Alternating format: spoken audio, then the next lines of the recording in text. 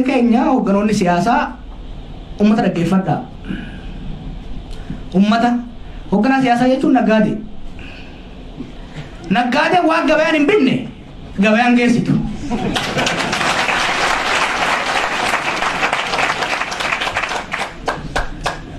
Gabayaan Oromoo maal bitter? Tokkummaa bitti gabayaan Oromoo. Tokkummaa Oromoo waan gabayaan homaa luga tokkummaa waan ummanni Oromoo jedhu kanallee dhaggeeffachaa itti deema. Tokkummaa immoo tokkummaa kijibaa hin bittu. Maaliifi midhaan Chaayinaa hin bittu meeshaa Chaayinaati meeshaa tokkummaa Chaayinaa san godhina. Kama ka Xaaliyaan fedhana fakkaatu Oromoon. Tokkummaa ka Xaaliyaan ka meeshaa biyyatti gaatu kun meeshaa Chaayinaati huccullee kun ka Xaaliyaan jedhan. Tokkummaa warri Jarmanillee Jarman jedha Jarmanirraa dhufeen tokkummaa hoggaa jennu tokkummaa taduga tokko kan a single unified tokko lammaffaa immoo kan hojii tokko taatanii tibtibbi jennee yoo rafne bu'aan qabu tokko taanee garuu yoo kan deemu taate uummanni ni bita jechuudha. Hayyoota sheekota luboota hunda wanni nan jedhu waruma hogganootuma siyaasaa qofa irratti dhiifnee kan teenyu taate nullee jarga darkisaa jirra uummatallee kuffisaa jirra jechuudha. Bakka jirtanii ummata sabteessuu irratti ummata jabeessuu irratti ummata kana cimsuu irratti hoggana gorsuu irratti waan barbaadan gargaarsa godhuu irratti hirmaachuu danda'uu qaba. Nan affeerre asitti nan yaamne akkasuma gabataa Oromoo irratti maali affeerraa si gaafatu waan Oromoo irratti hirmaachuudhaaf Oromoodhaaf hojjechuudhaaf affeerraa yoo akkasii barbaachise taate hin dhufin hin hojjetanii waan Oromoo namuu bakka jiruun dalaguu danda'uu qaba. Maaliifi qabsoon tun kan ummata hundaati. Ummata keenyaaf ummata keenya ka biyya jiruuf gurra keessan gamana godha garuu harka miilli keessan ijji keessan diinumarra ta'uu danda'uu qaba. Maaliif sirna san laafiftanii jirtanii sirna san lafaan geessanii jirtanii addunyaan isin dhagayaa jirti. Gaafa warri seenaa boruun barreessa waan Oromoon amma godhaa jirtu kana movementiin akkanaa addunyaa very rare.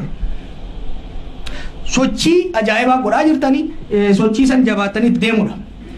Uummanni keenya ka biyya alaa gargaarsa yoo dandeessan uummata gargaara.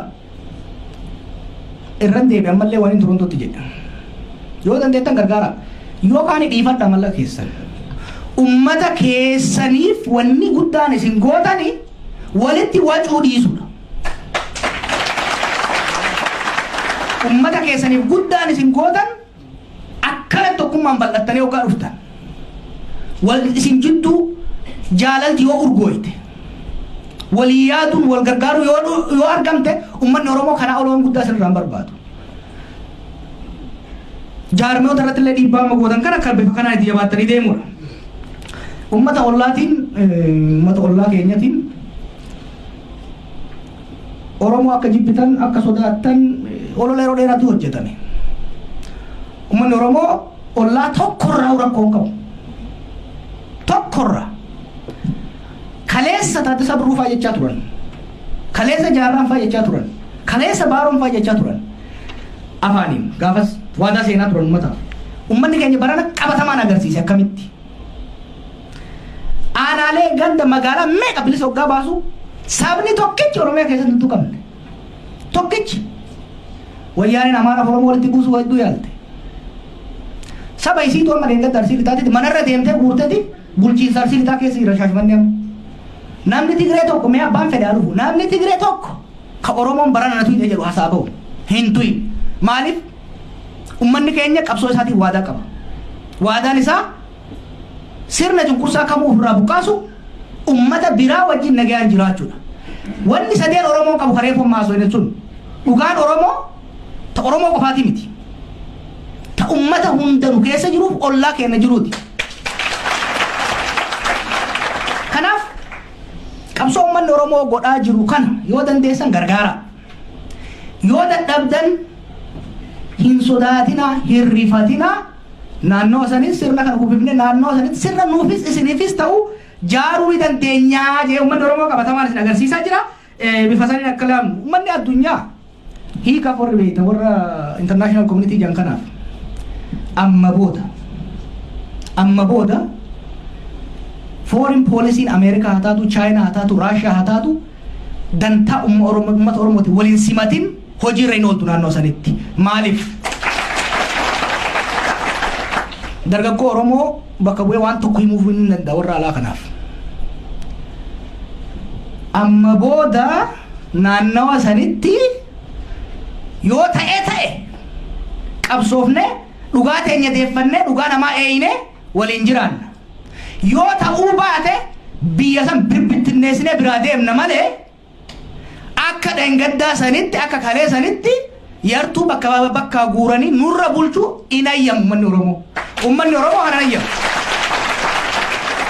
ummanni Oromoo naannoo sanitti handhuura nagayaatii fi dimokiraasiiti ummanni Oromoo naannoo san kan qallabu ummata Oromootii fi Oromiyaadha haala san keessatti warra xixiqqaa warra gamaa fuudhanii warra akka wayyaanee kana kan yaadaa fi biyyaaf hin yaadne ofiifuu hin yaadne aangoorra kaayanii Oromoo saamsisaa boochisaa jiraachuun hin danda'amu. It is very important. Interest isaanii teenya wajjin wal bira qabanii yoo wal bira fidan malee akka amma duraatitti waan yartuu